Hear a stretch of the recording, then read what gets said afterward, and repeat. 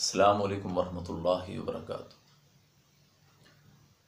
الحمدللہ رب العالمین، اللہم صلی علی محمد وعلی آل محمد۔ رمضان المبارک کے احکام و مسائل کے متعلق ہماری بات ہو رہی ہے۔ آج ہم بات کریں گے روزے کی حالت میں اپنی بیوی کا بوسہ لینا۔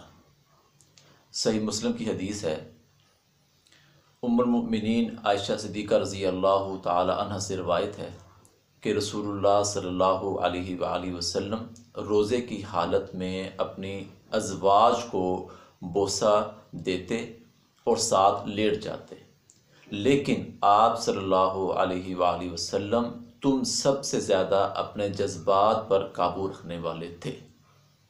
اگر انسان اپنے جذبات پر قابو رکھ سکتا ہے تو وہ روزے کی حالت میں اپنی بیوی کا بوسہ بھی لے سکتا ہے اور ساتھ لیٹ بھی سکتا ہے، اس سے اس کے روزے کے اوپر کوئی فرق نہیں پڑے گا۔ اگر جذبات پر قابو نہیں رکھ سکتا تو پھر وہ یہ حرکت نہ کرے۔